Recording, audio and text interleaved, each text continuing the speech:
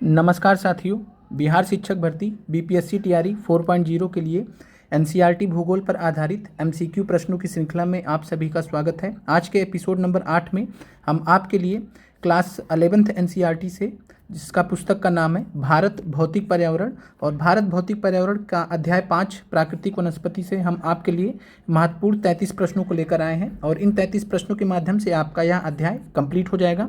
इसके बाद आपका एक और अध्याय 6 बचेगा एंड देन आपका क्लास 11th एनसीईआरटी का एक पुस्तक खत्म हो जाएगा, भारत भौतिक पर्यावरण। इसके बाद आपका एनसीईआरटी का 11th क्लास का दूसरा जो पुस्तक है, जो हमने आपको थ्योरी पढ़ा दिया है, उसके एमसीक्यूज हम आपको कराएंगे एंड उसके ख़त्म होने के बाद फिर आपको हम क्लास 10th क्लास 9th इस तरीके से बाकी एनसीईआरटीज कवर कराएंगे। उम्मीद करते हैं कि आप सभी अभ्यर्थियों को यह एमसीक्यू की जो सीरीज़ है बहुत अच्छी लग रही होगी। इससे आपका तैयारी भी अच्छा हो जा रहा होगा और साथ में आपको ये भी अंदाज़ा हो जा रहा होगा कि आपको एनसीईआरटी में कितना तैयार करना है। चलिए, पहला प्रश्न आपके सामने है। प्रश्न आपके सामने है, हिमालय पर्वतों पर निम्नलिखित में से किस प्रकार की वनस्पति मुख्यतः पाई जाती है। तो हिमालय पर्वतों की बात की जा रही है यहाँ पर। पहला ऑप्शन है उष्णकटिबंधीय वर्षावन, ट्रॉपिकल रेन फॉरेस्ट। दूसरा ऑप्शन है शीतोष्णकटिबंधीय वनस्पति, टेम्परेट वेजिटेशन। तीसरा ऑप्शन आपके सामने है उष्णकटिबंधीय पर्णपाती वन, ट्रॉपिकल डिसीडियस फॉरेस्ट जिसे बोलते हैं। तो यहाँ पर पहले नंबर प्रश्न का क्या राइट आंसर हो जाएगा। तो हिमालय पर्वत पर अगर हम बात करें तो कौन सी वनस्पति मुख्यतः पाई जाती है, उसका नाम है शीतोष्णकटिबंधीय वनस्पति, टेम्परेट वेजिटेशन। और इसके बारे में हमने आपको चैप्टर 1 में भी बात किया था कि शीतोष्णकटिबंधीय वनस्पति कर्क रेखा के उत्तर में हिमालय क्षेत्रों में पाई जाती है। तो शीतोष्णकटिबंधीय वनस्पति यहाँ पर राइट आंसर है। टेम्परेट वेजिटेशन राइट आंसर है। ये वनस्पति मुख्यतः यहाँ पर पाई जाती है। फिर अगला प्रश्न आपके सामने है। अगला प्रश्न है, निम्नलिखित में से भारत के किस स्थान पर उष्णकटिबंधीय वर्षावन, ट्रॉपिकल रेन फॉरेस्ट पाए जाते हैं। ऑप्शन ए है आपके सामने पश्चिमी घाट के पश्चिमी ढाल पर, अंडमान निकोबार द्वीप समूह, उत्तर पूर्वी क्षेत्र की पहाड़ियों पर। क्या आंसर होगा सेकंड नंबर प्रश्न का। तो भारत के किस स्थान पर उष्णकटिबंधीय वर्षावन पाए जाते हैं, जिनको हम ट्रॉपिकल रेन फॉरेस्ट बोलते हैं। उष्णकटिबंधीय वर्षावन की बात करें तो ये भूमध्य रेखा के पास वाले क्षेत्रों में पाए जाते हैं। पश्चिमी घाट की पश्चिम ढाल पर बात करें तो यहाँ पर पाए जाते हैं उष्णकटिबंधीय वर्षावन। अंडमान निकोबार द्वीप समूह में भी उष्णकटिबंधीय वर्षावन पाए जाते हैं। उत्तर पूर्वी क्षेत्र की पहाड़ियों में भी उष्णकटिबंधीय वर्षावन पाए जाते हैं। तो इस प्रकार से सेकंड नंबर प्रश्न का जो सबसे उपयुक्त आंसर यहाँ पर होगा वो हो जाएगा उपयुक्त में से एक से अधिक। तो सेकंड नंबर प्रश्न का राइट आंसर डी है, उपयुक्त में से एक से अधिक। अगर उष्णकटिबंधीय वर्षावन की बात करें तो ये वन उष्ण और आर्द्र प्रदेश में पाए जाते हैं। उष्ण मतलब जहाँ पर ज़्यादा गर्मी होती है, और ज़्यादा गर्मी कहाँ पर होती है तो भूमध्य रेखा के आसपास वाले क्षेत्रों में, और आर्द्र प्रदेश में तो उष्ण और आर्द्र प्रदेश में पाए जाते हैं जहाँ वार्षिक वर्षा, ध्यान रखिएगा, 200 सेंटीमीटर से अधिक होती है। तो उष्णकटिबंधीय वर्षावनों के लिए क्राइटेरिया क्या है कि वार्षिक वर्षा 200 सेंटीमीटर से अधिक हो और औसत वार्षिक तापमान 22 डिग्री सेल्सियस से अधिक रहना चाहिए। मुख्य वृक्ष प्रजातियों की बात करें जो उष्णकटिबंधीय वर्षावन में पाए जाते हैं, तो उष्णकटिबंधीय वर्षावन की जो मुख्य वृक्ष प्रजातियां उनको हम रोजवुड, महोगनी, एनी और एबोनी, ये 4 आपको ध्यान रखना है परीक्षा दृष्टि से। तो रोजवुड, महोगनी, एनी और एबोनी ये उष्णकटिबंधीय वर्षावन के मुख्य वृक्ष प्रजातियां हैं। फिर अगला प्रश्न है, निम्नलिखित में से कौन से वन भारतवर्ष में बहुतायत में पाए जाते हैं। बहुतायत का मतलब है कि भारत में सर्वाधिक मात्रा में पाए जाते हैं, मोस्ट वाइड स्प्रेड है, यानी कि पूरे भारतवर्ष में सबसे ज़्यादा मात्रा में किस प्रकार के वन पाए जाते हैं। ऑप्शन ए है उष्णकटिबंधीय पर्णपाती वन, ऑप्शन बी है उष्णकटिबंधीय वर्षावन, ऑप्शन सी है उष्णकटिबंधीय कांटेदार वन। तो तीसरे नंबर प्रश्न का राइट आंसर क्या होगा, तो कौन से वन भारतवर्ष में सर्वाधिक पाए जाते हैं। तो ये राइट आंसर आपका उष्णकटिबंधीय पर्णपाती वन। उष्णकटिबंधीय पर्णपाती वन को किस नाम से और जाना जाता है, तो इनको हम मानसूनी वन के नाम से जानते हैं, जो कि आपको हम पहले भी पढ़ा चुके हैं। इन वनों को मानसून फॉरेस्ट भी कहा जाता है, मानसूनी वन भी कहा जाता है। तो उष्णकटिबंधीय पर्णपाती वन, जिन्हें मानसूनी वन कहा जाता है, भारतवर्ष में बहुतायत में पाए जाते हैं, सबसे ज़्यादा पाए जाते हैं। उष्णकटिबंधीय पर्णपाती वन को मानसूनी वन भी कहा जाता है। ये वन उन क्षेत्रों में पाए जाते हैं जहाँ पर वार्षिक वर्षा 70 से 200 सेंटीमीटर के बीच में होती है।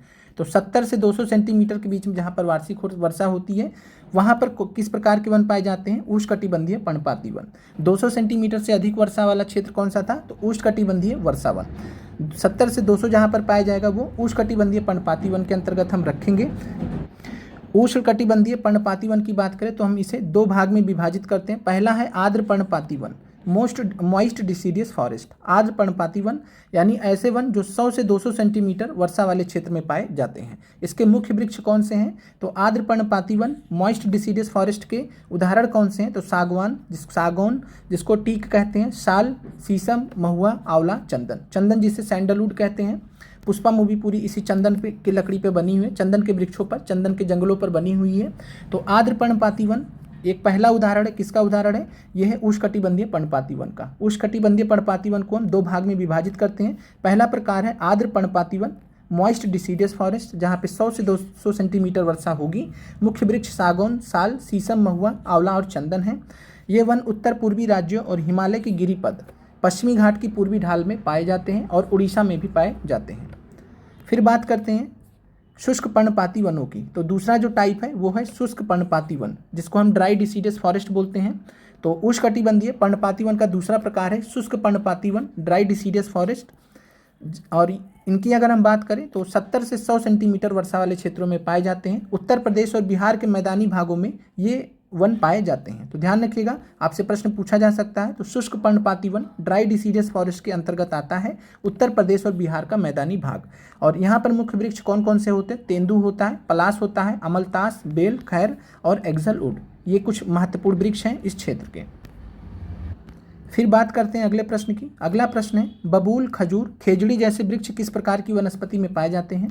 तो बबूल, खजूर और खेजड़ी तीन प्रकार के वृक्ष यहाँ पर दे दिए गए हैं। उष्णकटिबंधीय पर्णपाती वन, उष्णकटिबंधीय शुष्क पर्णपाती वन, उष्णकटिबंधीय कांटेदार वन। तो बात करें बबूल, खजूर और खेजड़ी की, तो खेजड़ी वृक्षों के बारे में आपने पढ़ा है, राजस्थान में पाए जाते हैं और ये उष्णकटिबंधीय कांटेदार वन की वनस्पति के अंतर्गत आते हैं। तो उष्णकटिबंधीय कांटेदार वन की जो वनस्पति होती है वहाँ पर बबूल, खजूर और खेजड़ी जैसे वृक्ष पाए जाते हैं। तो राइट आंसर आपका सी हो जाएगा चौथे नंबर प्रश्न का। और बात करें उष्णकटिबंधीय कांटेदार वन को, तो इनको ट्रॉपिकल थॉर्न फॉरेस्ट बोलते हैं इंग्लिश में। और इन वृक्षों के नीचे 2 मीटर लंबी गुच्छ घास उगती है, जिनको हम टसकी ग्रास बोलते हैं। तो टसकी ग्रास या गुच्छ घास या गुच्छे में उगने वाली घास जो 2 मीटर लंबी होती है, तो ये कहाँ पर उगती है? तो ट्रॉपिकल थॉर्न फॉरेस्ट के वृक्षों के नीचे। यहाँ वर्षा 50 सेंटीमीटर से कम होती है। राजस्थान के पश्चिमी और दक्षिणी भागों में मुख्यतः इस प्रकार की वनस्पति देखने को मिलती है। अगला प्रश्न आपके सामने है, निम्नलिखित में से कौन से वृक्ष पर्वतीय क्षेत्रों में पाए जाते हैं? तो निम्नलिखित में से कौन से वृक्ष मुख्यतः पर्वतीय क्षेत्रों में पाए जाते हैं? ऑप्शन ए है देवदार, चीड़ और स्प्रूस, जिसको सीडार, पाइन, स्प्रूस बोलते हैं। Mahogany, rosewood, ebony, mahogany, rosewood, ebony, खेजड़ी, बबूल, खजूर, खेजड़ी, बबूल और डेट पाम। तो राइट आंसर यहाँ पर क्या होगा? तो खेजड़ी, बबूल, खजूर की बात करें तो ये उदाहरण है उष्णकटिबंधीय कांटेदार वन के। महोगनी, रोजवुड, एबनी की बात करें तो ये उदाहरण है उष्णकटिबंधीय वर्षा वन के। देवदार, चीड़, स्प्रूस की बात करें तो ये उदाहरण है पर्वतीय क्षेत्रों में पाए जाने वाले वनों की। तो पर्वतीय क्षेत्रों में ये वन पाए जाते हैं। फिर अगला प्रश्न है, निम्नलिखित में से कौन सा वृक्ष पर्वतीय वनस्पति में पाया जाता है? इससे मिलता जुलता प्रश्न आपको इस बार TRE 3 में PRT में सवाल पूछा गया था। सुंदरी वृक्ष, सागौन, चीड़, पाइन। तो क्या आंसर होगा यहाँ पर? कौन सा वृक्ष पर्वतीय वनस्पति में पाया जाता है? तो पर्वतीय वनस्पति का जो वृक्ष है यहाँ पर उसका नाम है चीड़, इंग्लिश में इसको पाइन बोलते हैं। तो पाइन फॉरेस्ट ये कहाँ पाए जाते हैं? चीड़ के जंगल कहाँ पाए जाते हैं? पर्वतीय क्षेत्रों में पाए जाते हैं। सागौन, टीक की बात करें तो ये हमने देखा उष्णकटिबंधीय पर्णपाती वन के अंतर्गत आते हैं। सुंदरी वृक्षों की बात करें तो मैंग्रोव वन के अंतर्गत आते हैं और ये उन मैंग्रोव वन के अंतर्गत आते हैं जो सुंदरवन में पाए जाते हैं पश्चिम बंगाल में। अगले प्रश्न पे चलते हैं। अगला प्रश्न है, हिमालय पर्वत श्रृंखला में ऊंचाई बढ़ने के साथ, यहाँ पर आपसे जो है वनस्पति का रेंज पूछा जा रहा है कि किस प्रकार की वनस्पति पाई जाती है, किस प्रकार से लेकर किस प्रकार की वनस्पति हिमालय पर्वत श्रृंखला में ऊंचाई बढ़ने के साथ पाई जाती है। ऑप्शन ए है उष्णकटिबंधीय वनों से लेकर शीतोष्णकटिबंधीय वनस्पति पाई जाती है। उष्णकटिबंधीय वनों से लेकर टुंड्रा में पाई जाने वाली वनस्पति तक पाया जाता है। शीतोष्णकटिबंधीय से लेकर टुंड्रा तक पाई जाती है, टुंड्रा तक वनस्पति पाई जाती है।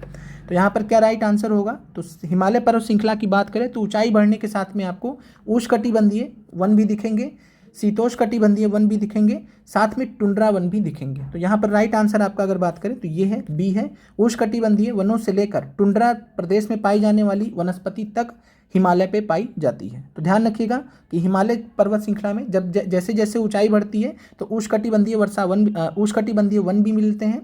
इसके अलावा शीतोष्णकटिबंधीय वन तो मिलते ही हैं मुख्यतः। इसके अलावा जब बहुत ऊंचाई पर चले जाते हैं तो वहाँ पर वेजिटेशन की संभावना नहीं रहती है, तो वहाँ पर टुंड्रा प्रदेश में पाई जाने वाली जो वनस्पति होती है वह भी पाई जाती है। तो यहाँ पर राइट आंसर बी हो जाएगा 7वें नंबर प्रश्न का। ट्रॉपिकल टू टुंड्रा वेजिटेशन के लिए हिमालय जाना जाता है।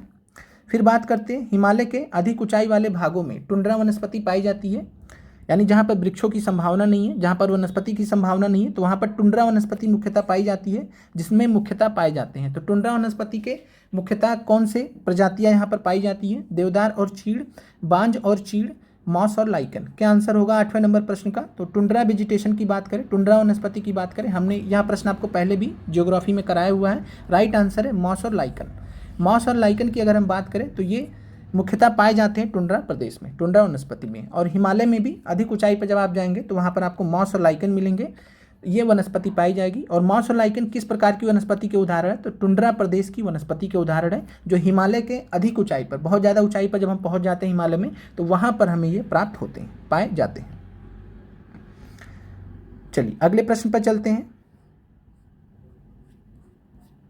अगला प्रश्न है नीलगिरी, अन्नामलाई और पालनी पहाड़ियों पर पाए जाने वाले शीतोष्ण कटिबंधीय वनों को किस नाम से जाना जाता है? तो शीतोष्ण कटिबंधीय वनों को नीलगिरी, अन्नामलाई, पालनी पहाड़ियों पर पाए जाते हैं। इनको किस नाम से जाना जाता है? रोडेंड्रोन के नाम से जाना जाता है, मैंग्रोव के नाम से जाना जाता है, या सोलास के नाम से जाना जाता है?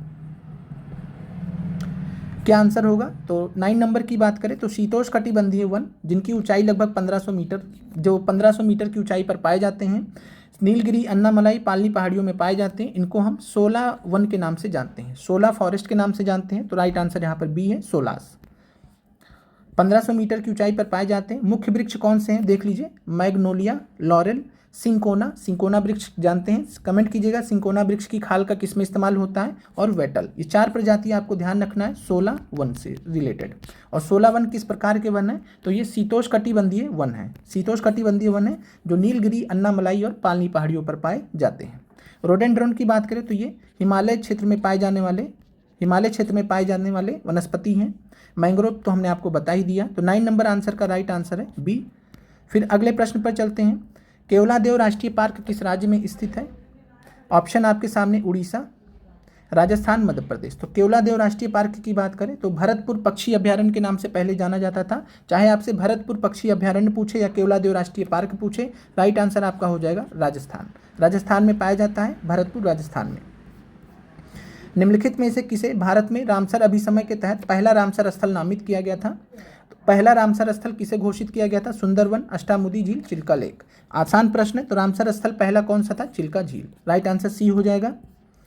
बात करें 1981 में, तो 1981 वर्ष था जब चिल्का झील और केवलादेव राष्ट्रीय पार्क को भारत के पहले रामसर स्थलों के रूप में मान्यता दी गई थी एक साथ में।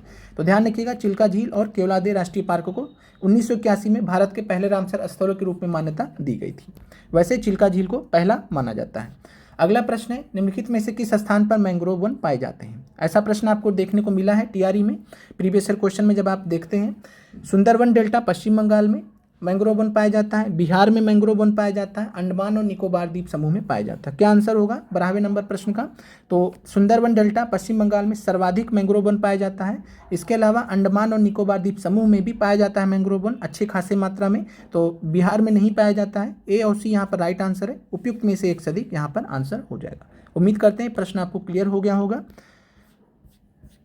चलिए अगले प्रश्न पर चलते हैं। भारत की वन स्थिति रिपोर्ट 2023 लेटेस्ट डाटा आया है, इसके रिगार्डिंग आपको बताना है। ISFR 2023 Indian state of forest report, Bharat की वन स्थिति रिपोर्ट 2023 के अनुसार भारत का कुल मैंग्रोव आवरण कितना है? देश के कुल भौगोलिक क्षेत्र का 0.15% है। तो आपको बताना है कि भारत का कुल मैंग्रोव आवरण स्क्वायर किलोमीटर में कितना है। 6740 square kilometre, 4992 square kilometre, 5872 square kilometre. तो Indian state of forest report 2023 जो कि लेटेस्ट डाटा है, ये हम आपको अलग से भी कराएंगे। तो इसके अनुसार अगर हम बात करें तो मैंग्रोव आवरण अगर बात करें भारत में, तो भारत में मैंग्रोव आवरण इस समय 4992 स्क्वायर किलोमीटर है।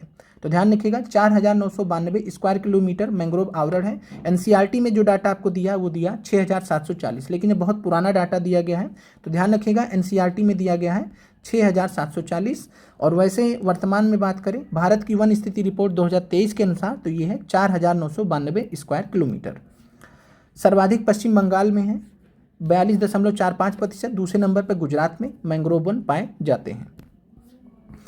भारत की वन स्थिति रिपोर्ट 2023 के अनुसार भारत के कुल कितने प्रतिशत भाग पर वन है। जब ऐसा प्रश्न पूछेगा तो आप समझ जाइए कि कुल वन प्लस कुल वृक्ष आवरण का आपको जवाब देना है, मिलाकर कुल वन प्लस कुल वृक्ष आवरण। जब ऐसा सवाल पूछा जाएगा कि भारत के कुल कितने प्रतिशत भाग पर वन है, कंडीशन दी गई है भारत की वन स्थिति रिपोर्ट 2023 के नए डाटा के अनुसार, सरकारी डाटा है ये, तो कुल वन और कुल वृक्ष आवरण दोनों मिलाकर अगर हम बात करें तो राइट आंसर है 25.17%।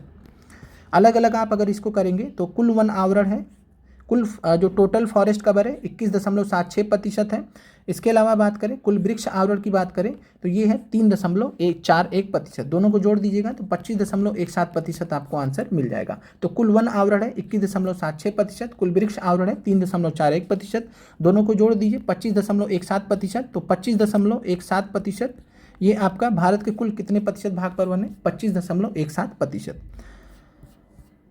अगला प्रश्न है भारत की वन स्थिति रिपोर्ट 2023 के अनुसार भारत के कौन से राज्य के पास सर्वाधिक वन क्षेत्र है। तो सर्वाधिक वन क्षेत्र भारत के किस राज्य के पास में है, मध्य प्रदेश, अरुणाचल प्रदेश, छत्तीसगढ़। तो बात करें मध्य प्रदेश में सर्वाधिक क्षेत्र अगर बात करें तो मध्य प्रदेश में है वन का, और यहाँ पर राइट आंसर आपका मध्य प्रदेश हो जाएगा। दूसरे नंबर पर अरुणाचल प्रदेश है, तीसरे नंबर पर छत्तीसगढ़ है। तो ध्यान रखिएगा, इस तरीके से याद कर सकते हैं MAC और O, यहाँ पर छत्तीसगढ़ और उड़ीसा। तो इस तरीके से आप याद कर सकते हैं जो क्रम है। मध्य प्रदेश में सबसे ज़्यादा वन पाए जाते हैं, दूसरे नंबर पर अरुणाचल प्रदेश है, तीसरे नंबर पर छत्तीसगढ़ है, चौथे नंबर पर उड़ीसा है।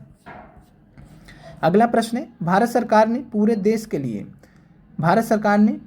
लिए यानी पूरे भारत के लिए वन संरक्षण नीति, जिसको नेशनल फॉरेस्ट पॉलिसी बोला जाता है, इसको आप भारतीय वन नीति के रूप में समझिए, भारतीय वन नीति।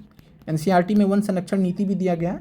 तो भारतीय वन नीति की बात की जा रही है, कब लागू किया गया था भारत सरकार के द्वारा। नेशनल फॉरेस्ट पॉलिसी या भारतीय वन नीति कब लागू किया गया था, राइट आंसर है 1952। पूछा गया सवाल है आपका टीआरई में। और नेशनल फॉरेस्ट पॉलिसी की बात करें 1952 में आई थी, 1988 में इसे संशोधित भी किया जाता। तो आप नेशनल फॉरेस्ट पॉलिसी 1988 भी पढ़ते हैं, लेकिन वो 1952 का ही परिवर्तित रूप है। भारतीय वन नीति 1952 के अनुसार देश के कितने प्रतिशत भाग पर वन लगाना अनिवार्य लक्ष्य है। तो अगर बात करें कितना टारगेट रखा गया है 1952 की भारतीय वन नीति के अनुसार, ये भी सवाल आपका टीआरई में पूछा गया, तो राइट आंसर है 33%। वर्तमान में है 25.17%, इसको 33% तक ले जाना है एज पर भारतीय वन नीति 1952। तो 33% यहाँ पर लक्ष्य रखा गया है। भारतीय वन नीति 1952 के अनुसार भारत के 33% भाग पर वन लगाना अनिवार्य लक्ष्य रखा गया है। फिर बात करते हैं वन्य प्राणी संरक्षण अधिनियम, वाइल्ड लाइफ प्रोटेक्शन एक्ट कब आया था। तो वन्य प्राणी संरक्षण अधिनियम, वाइल्ड लाइफ प्रोटेक्शन एक्ट कब आया था, 1972। फिर अगला प्रश्न है मानव और जीव मंडल योजना, मैन एंड बायोस्फीयर प्रोग्राम निम्नलिखित में से किस अंतर्राष्ट्रीय संगठन द्वारा शुरू की गई योजना है। वर्ल्ड बैंक के द्वारा, UNDP के द्वारा, यूनेस्को के द्वारा। तो मैन एंड बायोस्फीयर रिजर्व ये परियोजना किसने स्टार्ट किया, तो ये यूनेस्को का परियोजना है। कब शुरू किया गया था मैप प्रोग्राम, तो याद रखिएगा मैप प्रोग्राम कब शुरू किया गया था, 1971 में। अगला प्रश्न है भारत में प्रोजेक्ट टाइगर कब लॉन्च किया गया था, 1972, 1973, 1971। चलिए आप डेट के साथ में आप उस दिन का भी आप नाम कमेंट कीजिए जिस दिन प्रोजेक्ट टाइगर लॉन्च हुआ था। तो 1 अप्रैल 1973 राइट आंसर है, 1 अप्रैल 1973। 1 अप्रैल 1973 को भारत में प्रोजेक्ट टाइगर लॉन्च किया गया था। कहाँ से लॉन्च किया गया था, तो जिम कॉर्बेट नेशनल पार्क से। जिम कॉर्बेट जो कि भारत का पहला नेशनल पार्क था, जिम कॉर्बेट राष्ट्रीय उद्यान उत्तराखंड से प्रोजेक्ट टाइगर 1 अप्रैल 1973 को लॉन्च किया गया था। अगला प्रश्न है भारत में प्रोजेक्ट एलिफेंट कब लॉन्च किया गया था। तो भारत में प्रोजेक्ट एलिफेंट कब लॉन्च किया गया था, तो सही आंसर है 1992। प्रोजेक्ट राइनो जब आपसे पूछा जाएगा तो 1987 याद कर लीजिएगा। आप 2005 में कंफ्यूज होते होंगे कि 2005 है कि 1987, लेकिन ध्यान रखिएगा प्रोजेक्ट राइनो 1987 में काजीरंगा राष्ट्रीय उद्यान असम से स्टार्ट किया गया था। तो काजीरंगा नेशनल पार्क जहाँ पर सर्वाधिक राइनो, वन हॉर्न राइनो, एक सींग वाले गैंडे पाए जाते हैं काजीरंगा में। तो यहाँ पर असम में 1987 में प्रोजेक्ट राइनो स्टार्ट हुआ था। इसके अलावा प्रोजेक्ट ग्रेट बस्टर्ड आप याद रख सकते हैं, 2013 में राजस्थान में शुरू किया गया था। और 2005 की बात करें, 2005 में इंडियन राइनो विजन आया था। इंडियन राइनो विजन 2020 आया था। तो ध्यान रखिएगा, 2005 में इंडियन राइनो विजन 2020 आया था। प्रोजेक्ट राइनो वैसे कब आया था? तो राइनो परियोजना 1987 में काजीरंगा नेशनल पार्क से लॉन्च किया गया था। भारत के किस राज्य में बाघों की संख्या सर्वाधिक है? कर्नाटक, मध्य प्रदेश, उत्तराखंड। तो भारत के किस राज्य में बाघों की संख्या सर्वाधिक है? तो लेटेस्ट डाटा के अनुसार या फिर उससे पहले भी अगर हम बात करें तो यहाँ पर राइट आंसर है मध्य प्रदेश। मध्य प्रदेश में कुल मिलाकर जो है 785, इस समय का जो लेटेस्ट डाटा है 785 बाघ मध्य प्रदेश में पाए गए हैं। दूसरे नंबर पर बात करें तो कर्नाटक है 563, तीसरे नंबर पर उत्तराखंड 560। तो याद रखिएगा, मध्य प्रदेश में सर्वाधिक बाघ है 785, कर्नाटक में 563, उत्तराखंड तीसरे नंबर पे है 560। बाकी एक बार आप कमेंट कीजिएगा कि भारत में जो एशियाई हाथी हैं, जिनको भारतीय हाथी भी कहा जाता है, या एशियाई हाथी जो होते हैं, एशियन एलिफेंट, एशियाई हाथी भारत में सबसे ज़्यादा किस राज्य में पाए जाते हैं? एशियन एलिफेंट सबसे ज़्यादा भारत में किस राज्य में पाए जाते हैं? कमेंट कीजिएगा। चलिए अगला प्रश्न है, मगरमच्छ प्रजनन योजना कब लाया गया था, कब लॉन्च किया गया था? तो मगरमच्छ प्रजनन परियोजना या मगरमच्छ परियोजना, कुछ भी आपसे पूछा जाए तो मगरमच्छ प्रजनन परियोजना कब आया था? 1975, 1980, 1985। तो ये आया था 1975, वर्ष 1975 में मगरमच्छ प्रजनन परियोजना आई थी। और ये सारे चीज़ें आपकी एनसीईआरटी बुक में दिया गया है, जहाँ से आपको ये प्रश्न बनाकर दिए जा रहे हैं, इसलिए आप इनको तैयार कर लेंगे तो चांसेस है कि प्रश्न आए और आपका गलत नहीं होगा।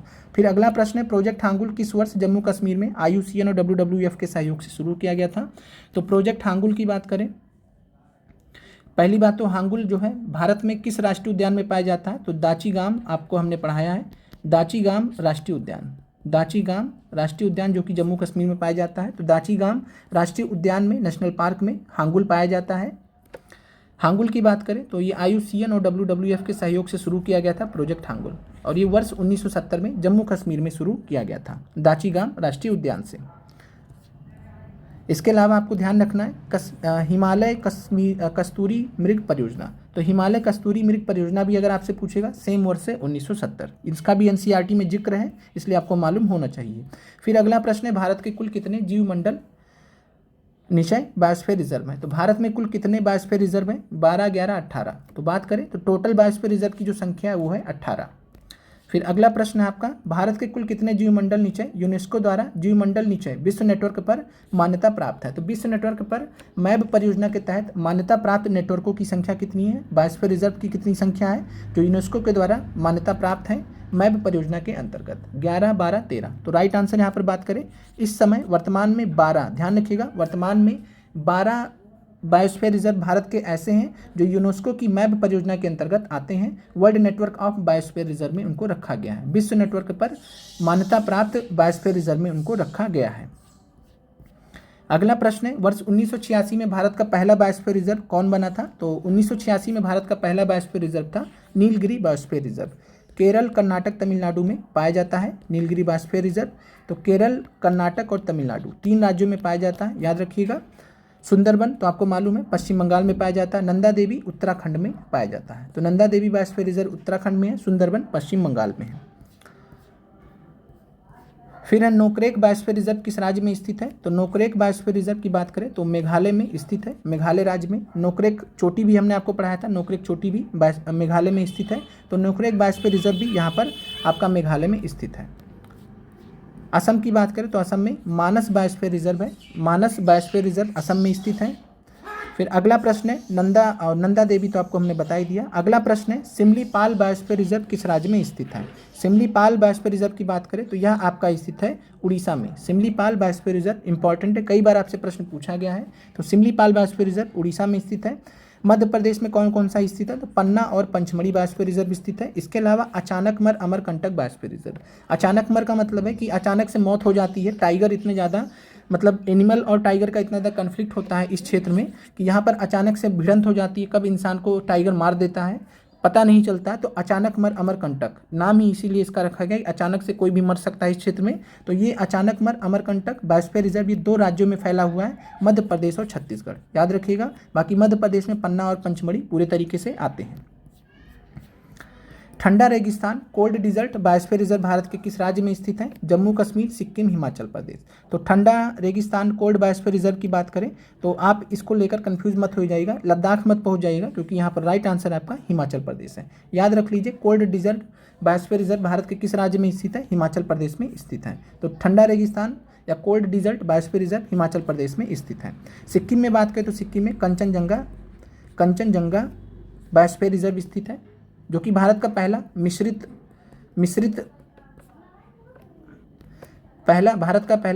विरासत स्थल भी है। भारत का पहला मिश्रित विरासत स्थल भी है यूनेस्को का फर्स्ट मिक्स हेरिटेज साइट भी है कंचनजंगा, सिक्किम में स्थित है। बायोस्फीयर रिजर्व की कैटेगरी में भी ये आता है। अगला प्रश्न है, भारत का कौन सा biosphere reserve royal Bengal tiger का आवासीय क्षेत्र है, यानी जहां पर रॉयल बंगाल टाइगर का घर है, जहां पर ये पाए जाते हैं? मन्नार की खाड़ी, सुंदरवन, नंदा देवी। तो बात करें, आसान प्रश्न है, सुंदरवन में रॉयल बंगाल टाइगर पाए जाते हैं। सुंदरवन सुंदरी नामक वृक्षों से, सुंदरी नामक मैंग्रोव वृक्षों के नाम से फेमस हुआ है सुंदरवन का क्षेत्र। अगला प्रश्न है, और इसके अलावा आपको परीक्षा दृष्टि से याद रखना है, सुंदरवन के मैंग्रोव वनों में हेरिटेरिया फोम्स नामक बेशकीमती इमारती लकड़ी पाई जाती है। तो हेरिटेरिया या हेरिसेरिया फोम्स नामक बेशकीमती लकड़ी सुंदरवन के मैंग्रोव वनों में पाई जाती है। अगला प्रश्न है, निम्नलिखित में से भारत का कौन सा जीव मंडल, बीपीएससी सिविल सर्विसेज में पूछा गया सवाल है, और यह सवाल 69वीं बीपीएससी में पूछा गया था। तो भारत का कौन सा जीव मंडल रिजर्व है जिसमें 21 द्वीप हैं, अनेक ज्वारनदमुख हैं, प्राल द्वीप है, मैंग्रोव है तथा समुद्री गाय डुगोंग के लिए फेमस है? कौन सा ऐसा बायोस्फीयर रिजर्व है जो 21 द्वीप, अनेक ज्वारनदमुख, प्रवाल द्वीप, मैंग्रोव और समुद्री गाय जिसको डुगोंग कहते हैं के लिए फेमस है? सुंदरवन बायोस्फीयर रिजर्व, कच्छ की खाड़ी बायोस्फीयर रिजर्व, मन्नार की खाड़ी बायोस्फीयर रिजर्व। तो तमिलनाडु वाले क्षेत्र में बात करें तो तमिलनाडु क्षेत्र के अंतर्गत मन्नार की खाड़ी बायोस्फीयर रिजर्व आता है, और यहाँ पर अगर बात करें तो ये समुद्री गाय डुगोंग के लिए भी फेमस है। प्रवाल द्वीप, कोरल आइलैंड के लिए, मैंग्रोव के लिए, 21 द्वीप यहाँ पर छोटे छोटे द्वीप हैं, और अनेक ज्वारनदमुख के लिए फेमस है। तो मन्नार की खाड़ी यहाँ पर राइट आंसर है। बीपीएससी सिविल सर्विसेज में ये पूछा गया सवाल है, और देखिए आप एनसीईआरटी से पूछा गया ये सवाल डायरेक्ट आपको बीपीएससी में देखने को मिला है। चलिए आज का आखिरी प्रश्न है, चंदन वन, चंदन के जो वन होते हैं, सैंडलवुड जो होते हैं, किस प्रकार के वन के उदाहरण है? सदा, ये आपका एनसीईआरटी एक्सरसाइज में दिया गया है तो इसलिए आपको रखा गया है। सदाबहार वन, पर्णपाती वन, डेल्टाई वन। तो बात करें चंदन की, तो चंदन जो है ये उष्णकटिबंधीय पर्णपाती वन के उदाहरण है, उष्णकटिबंधीय पर्णपाती वन के उदाहरण है। तो राइट आंसर आपका बी हो जाएगा। तो यहाँ पर आपकी क्लास समाप्त होती है। कल हम आपसे मॉर्निंग में मिलेंगे, जिसमें आपको बिहार स्पेशल का नेक्स्ट क्लास आपको कराया जाएगा। शाम को आपको जो है एनसीईआरटी साइंस का अगला एमसीक्यू स्टार्ट किया जाएगा। साइंस को एनसीईआरटी एमसीक्यू का अगला जो साइंस का रहेगा एपिसोड, वो कल आपको देखने को मिलेगा। कमेंट कीजिएगा आपको क्लास ओवरऑल कैसी लगी, प्रश्न आपको कैसे लगे। मिलते हैं आप लोगों से अगले वीडियो में। आप लोगों का देखने के लिए, जुड़ने के लिए धन्यवाद।